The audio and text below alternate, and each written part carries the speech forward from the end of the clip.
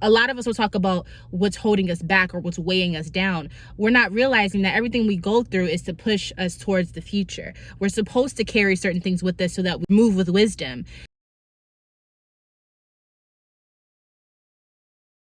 This is a pattern that I've noticed. It's almost as if right when you get to the end of the finish line, there's something that pops up that tries to encourage you to just let everything go and just start over.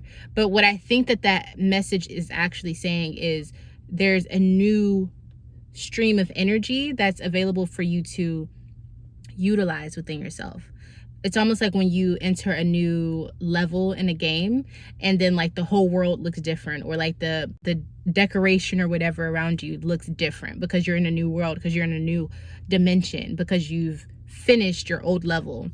Running away isn't necessarily bad unless it's something you're supposed to stay in. Like if you're running away from something that you're afraid of, that's different. If you're running away from something because you just know that there's something else, then that's usually when that energy is, that it's like you can feel it. It's like a momentum that sits in the pit of your stomach, and it's like, you know, something big's about to happen. You just don't know where it's coming from, what it's going to be.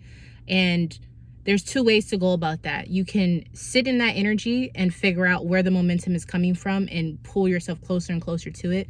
Or you can use that energy to sabotage any efforts or progress that you're going to be making.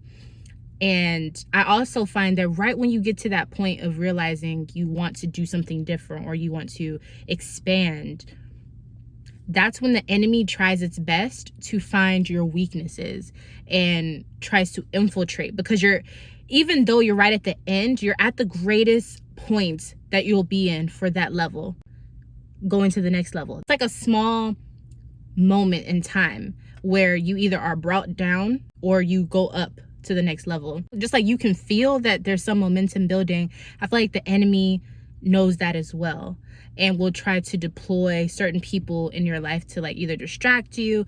It's not even always people, don't get me wrong. Sometimes it's yourself. Like sometimes weaknesses or like the places where you could be stronger, they start to present themselves a little bit more, almost to like take you off track. And so it's important for you to understand your weaknesses and like where you fall short, because in those moments where you're about to level up, that's when those strongholds or those weaknesses will start to come back up. That's where those toxic patterns may start to come back up for you. And another thing that I've noticed is that the enemy can sometimes use people to be a voice for those sins or things that you've been working on fixing. Like the enemy can utilize people to pop up right at those moments where things are about to get better, or not just better, but when things are about to take off for you. The enemy will place certain people in certain places around you in order to magnify that voice of distraction. And it's so pivotal to understand that when this is happening, it's usually something good about to happen. And that's why things have to be placed in front of you to take you off course. Which leads me to another point. When you're going towards something or you're trying to pull yourself towards something and it seems like it's so hard, you have to pay attention to what's in front of you. So if you think about, if you're pulling something, right? You're trying to pull something to another part of the room or something like that, just as an example. Imagine if you have something in front of whatever you're trying to pull. There's going to be too much tension. There's going to be too much friction. There's obstacles, too many obstacles in the way. And it causes you to not be able to move whatever that is to wherever you need to move it to. And that's how life works. A lot of us will talk about what's holding us back or what's weighing us down. We're not realizing that everything we go through is to push us towards the future. We're supposed to carry certain things with us so that we move with wisdom. So it's not always about taking the load off of whatever you have. Sometimes it's about looking at what's in front of whatever you're trying to pull with you.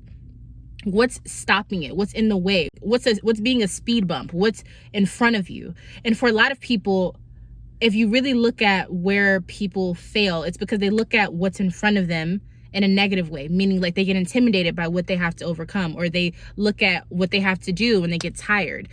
These obstacles in front of us, it's so important. We always talk about what we come from, or the weight that we're pulling with us. But what about the stuff that's in front of us? What about having the courage to tackle the things that are in front of us? What about, being vigilant enough to look at what's really stopping us in our close proximity, that's stopping us from moving on to the next level? or moving forward. There's usually always something that holds you in that same position, whether it's someone stalling and talking to you all the time, or if it's someone who does manipulation tactics, if it's someone who plays upon your insecurities, or if it's someone who, you know, uses your weaknesses against you. There's so many ways that it can play out. It also could play out within yourself too. Like, don't get me wrong, like, you know, we have our own demons. It's not always just the people outside of you. And a lot of times it starts with your mind first, you know?